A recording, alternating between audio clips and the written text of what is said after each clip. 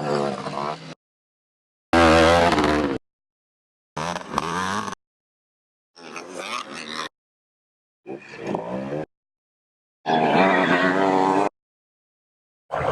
so we got yet another Maico 490. This time we got a really interesting guy here who's kind of cool. His name's Alan, and he's from the UK. Tell us a little bit about yourself and why you race Maico 490s. Okay, my name's Alan Bott from the UK, near Manchester. I'm 57 and I used to race Maicos in 1981. Never made it professional, but semi-professional. I had 28 years away from motocross, and then when I became 50 and I decided to start ticking boxes, I then started racing again.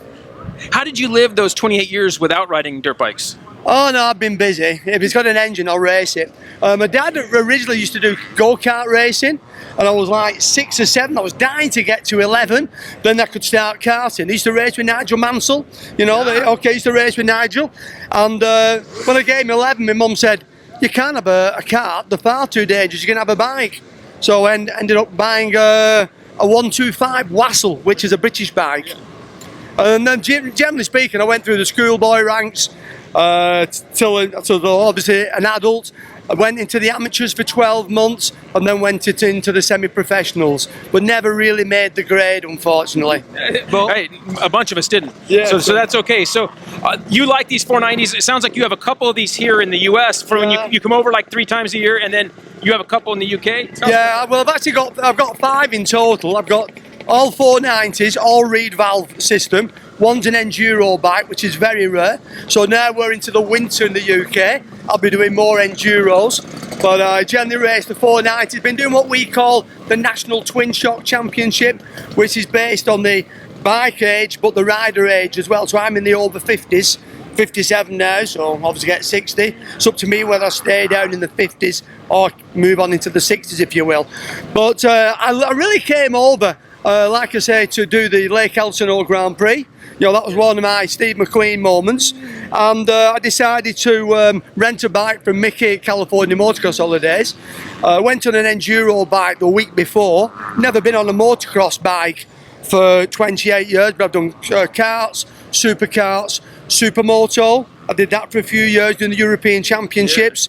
And then I went into what we call drakarts, which are super lights with jet ski engines on. So they're racing the supermoto meeting, so dirt and gravel. Then I became 50. Then I obviously decided I want to come here.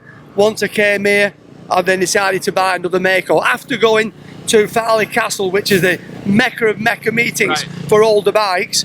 In fact, I got a bit of a dig one year from Motocross Action. There was a picture of me and the guy said, nobody told Alan Bott that the World Vets was for old bikes. But the thing is, I ain't no quicker on a new bike, so I race what I enjoy. Yeah, and that's what was interesting. We're here at the vet race, and you're going to race this bike against all the modern 2018, 19, 20 bikes. Oh yeah, they all make a good conversation. Hey man, love the bike. After the race, they don't want to talk to me. I mean, I do the over 55s intermediates, because against the pros, Kurt Nickel or experts, I'd be dreaming.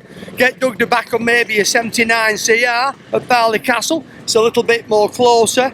Over here it's like chalk and cheese. But I came second last year on the Saturday and won on the Sunday in the 55 intermediates. So believe me, at the end of the race, they don't want to... you guys seem to like the underdogs. I have lots of fans cheering me on the old bike, and it makes me feel so good. But listen, I remember riding one of these in 81. It was what we call like a feather bed. It was superb suspension, because we went from 6 inches to 12 and going from a Yamaha YZ 465, which was like a very fast. Yeah. Couldn't ride it. It was like a buckaroo. No wonder you guys are so quick over here on them babies. Well, so on these 490s, step back in here. We've got a bunch of wind out here, Glen Helen. Yeah. So since you have 5 of these things, you know what kind of goes wrong and what things to watch for. What are some things you like to watch for on these bikes? I mean, the problem is we have, and they shout it, make or break or. I mean, they're a wonderful bike, but unfortunately you've got primary chains, it's the old mechanism inside. The gearbox is a bit like a tractor, but in generally speaking, the CR500 top end is identical to this. In fact, the rumour is, I don't know, you'll know Graham Noyce, who was world champion in 81. His Honda was a replica of a Maico 490. Every other manufacturer bought one of these to find out geometry and everything. That's why they're so good. But regarding reliability, yeah, you need to. But I don't travel 4,000 miles to go home.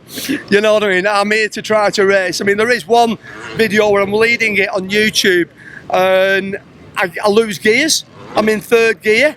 It's about 7,500 hits. But you guys love the underdog, so there you go. Very nice. So on these builds, like this bike, how much do you think you have into this bike, time and money wise? Holy mother, where's the wife? I reckon if I turned it into dollars, I think it's probably around about maybe $5,500, $6,000 per bike, maybe, I would think so. This bike is quite unique though. This was a guy's bike called Herbert Smith's, who was the 1980s highest paid Maico rider, who I've raced in the UK at Barley Castle. And then unfortunately, I found out he had a Maico over here and it wasn't very well, and I managed to buy it. It was the same specification in the UK. Gary at SoCal found the bike for me. Eric Cook at Maico only helps me out with the engine. He's, like I say, it's a bucket of worms in there. And if those guys know how to do it, leave them to it. That's awesome. All right, well, good luck the rest of the weekend. Yeah. That's going to be cool, and you look great out there riding. So Yeah, I love it. really, really fun bike, and hopefully we'll see you guys out at the track soon.